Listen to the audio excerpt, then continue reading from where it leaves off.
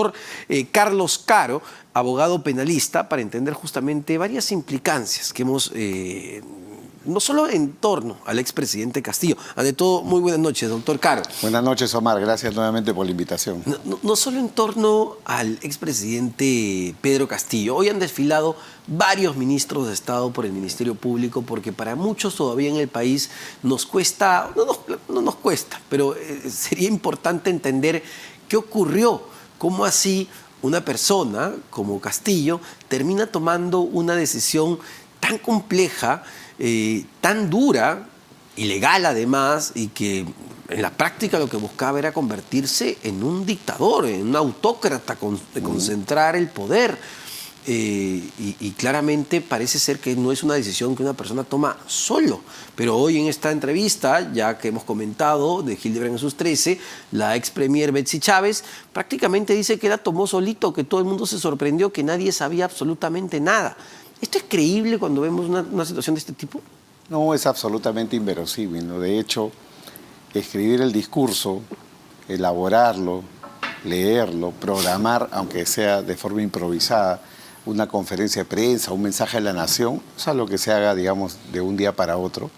Esto es algo que seguramente tenía un planeamiento como carta o botón rojo de última hora, y seguramente el señor Castillo decidió apretar el botón a última hora sin mayor planificación, eso sí, pero un discurso, este tipo de coordinaciones, ha implicado la participación necesariamente de varias personas. O sea, por ejemplo, ya se ha revelado los chats de la presidencia del Consejo de Ministros, etc. Esos chats en particular, ¿cuánto complican la situación de los ministros involucrados? Llámese Betsy Chávez, llámese incluso Aníbal Torres, que también estuvo presente en el ambiente. Sí, yo creo que ahí hay que diferenciar entre aquellos ministros que han estado ocupando posiciones estrictamente técnicas, por ejemplo, Curvo Urneo, ¿no? Una posición técnica, nunca ha estado de defensor del presidente, versus otros ministros que se han cumplido un rol de defensa y, digamos, en cierto modo muro, ¿no?, a favor del presidente. Betsy Chávez, el señor Aníbal Torres Baje cuando era ministro y ahora que era asesor, el ministro de Justicia, entre otros, que han pertenecido, digamos, al entorno íntimo del presidente y parecían más sus abogados que ministros de Estado, ¿no? Y yo creo que en ese entorno está la verdad, ¿no? Ese entorno cercano del presidente de la República, o expresidente Castillo, y sus asesores, ¿no? Y desde luego que para hablar de conspiración o de rebelión se requiere una pluralidad de personas, y yo creo que existe, y la Fiscalía es la que está desentrañando esta cuestión. Porque entiendo que ahí está el debate jurídico en este momento, si correspondía o no correspondía la detención de Pedro Castillo en el momento que se dio. Es decir, él sale de Palacio de Gobierno luego de darse cuenta que no tiene el apoyo ni del serenazgo, y la policía decide detenerlo. La propia escolta decide detenerlo por orden de superior. Entonces, ¿procedía esa detención? Sin duda que sí, ¿no? Como yo comenté en aquel momento, la legislación procesal prevé la posibilidad incluso del arresto ciudadano. Yo puedo ver un ladrón por la calle en delito flagrante, lo puedo arrestar y ponerlo a disposición de la policía, del fiscal o del juez. Es decir, cualquier ciudadano, y más aún la policía, ante un delito flagrante tenía la posibilidad de hacer esto. ¿Y cuál era el delito? Todo el mundo pregunta cuál era el delito.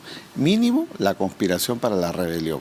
Sobre ese punto, los penalistas creo que no discuten tanto en torno a lo que significa la conspiración, porque todos estamos habituados con ese delito por la vieja asociación para delinquir, o lo que es hoy en día el delito de organización criminal, ¿no? Una pluralidad de personas que decide cometer un delito o varios delitos vinculados en este caso al orden constitucional. Y es por eso, doctor, dado que para conspiración, para rebelión, necesita más de 2 personas, 2 o más, ¿verdad? 2 o más personas. 2 o más personas. Bueno, para empezar, ya hemos visto quién estaba acompañando al presidente y quién es ahora su abogado, ¿no? El señor Torres Vázquez. Y por eso es que Betsy Chávez en esta entrevista dice, no, nosotros no sabíamos. Nosotros escuchamos, y mientras escuchábamos nos enteramos de qué es lo que estaba diciendo, para evitar caer justamente en esa tipificación de conspiración. Claro, lo que ella quiere seguramente es dar un paso al costado, hacerse a la que no sabía, que no tenía dolo, que no sabía, que se enteró en ese momento, pero ¿qué hizo luego, no? Si estuvo presenciando el discurso del presidente, ¿qué hizo luego? Simple y sencillamente guardó silencio. Es decir, hay un grado de participación de parte de ella, al menos por omisión. Varios renunciaron, Ella no, ella estuvo cerca al presidente hasta el final y ya cuando prácticamente el barco estaba hundido, trató de lavarse la mano, como se ha dicho acá, y decir que esta boca no es mía, ¿no? Bueno, y además en el chat justamente que ya se ha hecho público del Consejo de Ministros, ella... Habla el día histórico, ¿no? Habla del día histórico, pero además de eso, hay un mensaje que lanza después de las 4 de la tarde, donde dice, cuando ya se había dado el mensaje, Claro. se ha actuado de acuerdo a la norma, ¿no? No dejarse Sí. sorprender por la prensa y no sé quién. Que se ha actuado, en plural, se ha actuado de acuerdo a la norma. Es decir, justificaba lo que acababa de hacer el expresidente Pedro Castillo. Claro, lo que tiene que hacer un primer ministro no es cualquier persona, es el brazo derecho del presidente y por lo tanto conserva un grado de poder dentro del Poder Ejecutivo. Eso significa que ante un atentado contra un orden constitucional, lo que tiene que hacer un primer ministro es zanjar una posición. Y si había un chat para todos los ministros, era decir, oiga, esto no lo sabía nadie, estamos absolutamente sorprendidos, esta es una ruptura y como ministros renunciamos y damos un mensaje claro a la población de que no estamos con esto. Ella no hizo eso. Ella lo que hizo fue guardar silencio y ver un poco cómo venían las aguas en las próximas horas y ya sabemos cómo esto terminó. Ahora, ¿es posible, doctor, porque estaba el tema del asilo, el famoso asilo México, ¿es posible que esto prospere o ya una vez que Pedro Castillo está en manos de la justicia, esto es simplemente inviable? Miren, tengamos en cuenta dos cosas, ¿no? El asilo tiene un marco jurídico, pero además implica una práctica política de estados, ¿no? Entonces, desde el punto de vista jurídico, evidentemente, la regulación, la costumbre internacional y la jurisprudencia establecen de que el asilo no cabe por delitos de corrupción. El asilo solamente cabe cuando existe una persecución política y la persecución política tiene que ser probada. Tiene que haber un régimen que controla, y eso no ha pasado acá desde hace muchos años, el poder legislativo, que controla el Poder Judicial, controla el Ministerio Público, la Policía, el Tribunal Constitucional, todo aquello que Castillo precisamente quería quería hacer, claro. Exactamente, quería destruir. Por lo tanto, acá podemos tener un sistema muy defectuoso, pero tenemos un sistema donde las instituciones hacen su trabajo, no obedecen ni al legislativo ni al ejecutivo. Y hemos visto lo que ha pasado el día miércoles ejemplarmente. Uno se puede sentir, por cosas como esta, muy orgulloso de ser peruano, porque como nunca en 2 horas las instituciones han funcionado como un reloj. El legislativo hizo su trabajo, la policía lo suyo, las Fuerzas Armadas lo suyo, el Poder Judicial igual, la Fiscalía, y todo funcionó como un reloj para lograr el resultado al que se llegó. Y aparte de eso, doctor, volviendo al tema de la conspiración, porque claro, además... la otra información que tenemos, que se ha hecho pública ya, es que el presidente, y esto vamos a ver cuánto agrava su situación, una vez que da este anuncio de golpe de Estado, de cierre de Congreso, intervención de instituciones, llama al comandante general de la policía, Raúl Alfaro, y le pide detener a la fiscal de la Nación, Patricia Benavides. Y el comandante general le dice, oiga, presidente, pero ¿a razón de qué yo la voy a detener? Bueno, le pasó el celular, según el parte que tenemos, le pasó el celular al ministro en ese entonces, Willy Huerta, ministro del Interior Willy Huerta, que se salvó de vacancia, para que le explique los argumentos por los cuales iban a detener a la fiscal de la Nación. Entonces, nuevamente volvemos al tema de que aquí ha habido más del ministro involucrado. Sí. Por eso yo decía, ¿no? Estos ministros que forman parte del entorno más cercano, que no han venido al gabinete a realizar un trabajo técnico, sino a blindar al presidente. Y ahí está el ejemplo, el ministro del Interior, el ministro de Justicia, en su momento el ministro de Defensa, que luego ha dicho que esta boca no es mía, Bexy Chávez, etcétera. Son personas que han estado trabajando durante semanas, blindando al presidente frente a la cantidad de procesos y hechos, digamos, de naturaleza penal, por los cuales él tiene que responder, ¿no? Entonces, este capítulo que tú mencionas... ¿Ese es un capítulo aparte? Exactamente, ese es un tema aparte que forma parte sin duda de la trama, de lo que puede significar este golpe fallido, pero da cuenta no solamente de la precariedad, sino de la tentativa, mínimamente hablando, de hacer uso del uso de la fuerza. Es decir, no estamos hablando acá solamente de leer un discurso, sino actos concretos orientados a denostar a las instituciones. Entonces, esa discusión que ha habido entre los penalistas en las últimas horas en relación a si hay rebelión o no, porque no se ha demostrado el alzamiento en armas, da lugar a que discutamos a nivel ya jurisprudencial, en el proceso que corresponda, ¿Qué significa Salsegarras, no? ¿Significa un grupo paramilitar tipo Antauro Humala? ¿O también puede ser el propio Estado el que, utilizando los poderes inconstitucionalmente, utilizan la fuerza con la finalidad de denostar a las instituciones, que en este caso lo sería el Ministerio Público? Claro, porque hemos escuchado incluso de algunos congresistas, ya en sus delirios de defensa, que, por ejemplo, Katy Ugarte decía, no, pero lo del presidente fue un decir, nada más, nada se materializó, nada se concretó, es su opinión. Claro, ¿qué esperaba la congresista? ¿Que vayan efectivamente los tanques para que eso se concrete? Claro, son argumentos en verdad poco solventes, bastante baratos, porque estamos hablando del presidente de la República, el jefe de las Fuerzas Armadas y de la Policía, finalmente el jefe del Ejecutivo. No estamos hablando de cualquier persona, estamos hablando del jefe de Estado. Y por lo tanto, sus discursos no son discursos que son meras palabras, sino venían acompañados de órdenes, un toque de queda, intervención al Poder Judicial, a la Fiscalía, Tribunal Constitucional, Junta Nacional de Justicia, y han sido más que palabras. Sí, claro. Han sido hechos, ¿no? Se le detiene en flagrancia, es verdad, pero de inmediato la Fiscalía de la Nación rápidamente va y pide una detención preliminar hasta por 7 días que se cumplen el 13 de diciembre. Sí. Entiendo que el objetivo debe ser una prisión preventiva mientras duren estos procesos que son largos, ¿o no? Sin duda que sí, y yo creo que ahí hay temas técnicos a discutir, ¿no? Primero porque el juez Checkley, el día de ayer, en su resolución de 29 páginas, ha convalidado la flagrancia. Es decir, ya no está en discusión si hubo flagrancia o no. Segundo, ha decretado la detención preliminar por 7 días y desde luego en ese periodo la Fiscalía tiene que preparar el caso para una eventual preparatoria.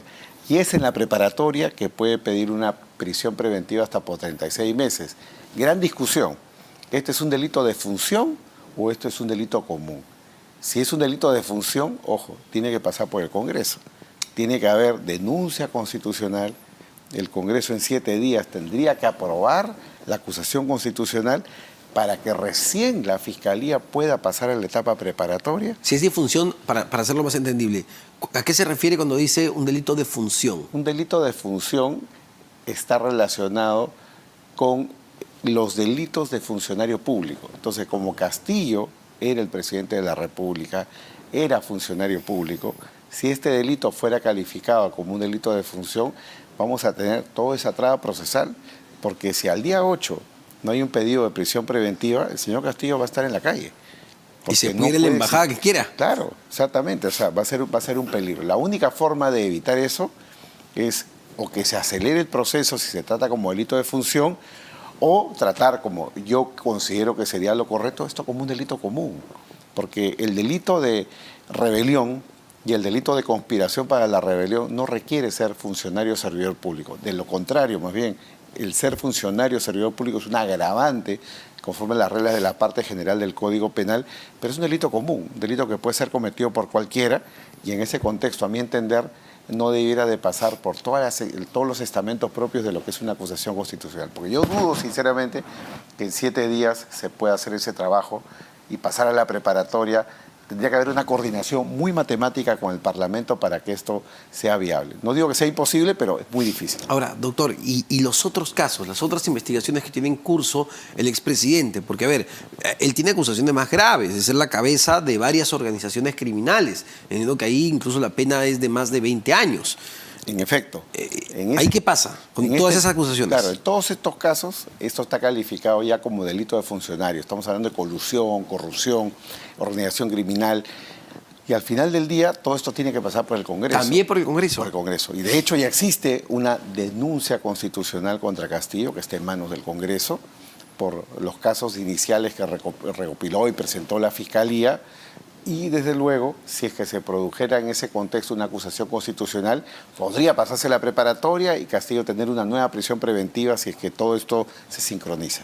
Pero, entonces, todas las carpetas fiscales que tienen que ver con organización criminal previamente tienen que pasar por el Congreso de la República. Sí, donde hecho, ya, con esta misma denuncia que presentó, ¿o tiene que presentar una nueva denuncia a la Fiscalía de la Nación? A ver, las denuncias constitucionales se van presentando por casos, ¿no? Entonces hay casos que están en cola, donde la Fiscalía todavía está en etapa preliminar. Las denuncias que se ha presentado en este momento a nivel del Congreso corresponde a los casos ya terminados. Según la Fiscalía, donde considera que debe de pasar a la etapa preparatoria, donde puede pedir detenciones. ¿Y cuánto tiempo puede pasar eso hasta que el Congreso lo apruebe? El tema es de que en la práctica el Congreso tarda por lo menos 3 o 4 meses en procesar eso. No es un tema tan sencillo porque hay que ir a la subcomisión de acusaciones constitucionales, darle al imputado derecho de defensa. Y eso, por lo que está pasando esta semana, si estamos hablando de la rebelión en 7 días, no digo que sea imposible, no digo que sea imposible, pero es algo muy, muy, muy difícil. Entonces, si esto no se le da el tratamiento como delito común, corremos el riesgo de que el señor Castillo al día 8 salga libre y no hay razón ya para detenerlo más. No habría razón para detenerlo y claramente el intento de fugar del país o de asilarse es clarísimo. Lo ha manifestado el propio presidente mexicano Andrés Manuel López Obrador, que comunicó que Castillo lo llamó para pedir asilo. Sí, López Obrador y su canciller nos han dado la prueba, muchas gracias, de que Castillo quiere fugar, el peligro de fuga. O sea, eso está más que probado, ni más ni menos que por el dicho del propio jefe de Estado de México. Entonces acá el plan de huida, el plan de fuga existe, ¿no? Prácticamente el mensaje es, oye, puerta abierta, si Castillo llega a la puerta e ingresa, va a ser un asilado. Y como mencionaba al inicio, aunque el asilo no cabe por delitos de corrupción, si esto es tratado como un delito político a juicio de los mexicanos, mejor dicho, el presidente de México, entonces Castillo puede permanecer en la Embajada de México indefinidamente, ¿no? Lo mismo que Julian Assange, ¿no? En Inglaterra, que se asiló y pasó lo que pasó, ¿no? Ahora, ¿qué pasa con todo el entorno que también ha estado siendo investigado por el entorno del expresidente que ha estado siendo investigado por organización criminal? Por ejemplo, entiendo que uno de los sobrinos, este famoso Rutbel Oblitas, que según el ex jefe de la DINI fue a pedirle 100,000 soles y luego $500,000, ya le han dado una orden de 36 meses de impedimento de salida del país. ¿Qué pasa con todos esos implicados? Yo creo que las revoluciones van a cambiar porque de hecho la Fiscalía ha estado muy intensificada en el trabajo de desarticular, digamos así, o desmantelar esta organización criminal. Castillo fuera del poder, Castillo preso, esto entra a otra velocidad. Ahorita el target o el objetivo central son los casos contra el expresidente Castillo y el entorno más cercano. Hay casos pequeños, casos periféricos, casos de toda naturaleza, el tema de la tesis, etcétera, donde grande, en este momento, digamos, juegan un rol completamente secundario. O sea, ahorita el rol central o el caso central tiene que ver con Castillo, pero como sabemos nosotros, acá la justicia tarda, pero llega. No hemos tenido casos de los fujimoristas que se han venido juzgando y siguen todavía en proceso a nivel de la Corte Suprema hasta el día de hoy, 20 años después. De manera que, como los plazos de prescripción son muy largos, tarde o temprano se va a procesar esos casos y van a tener sus consecuencias. Y a ver, solo para terminar, doctor, algo que quizá no ha estado mucho sobre la mesa, el dinero. Aquí la hipótesis fiscal es que era una organización criminal y hemos escuchado testimonios donde se dice que le pagaban al expresidente 50,000 soles mensuales solo por un tema. Uno dice, ¿dónde está todo ese dinero?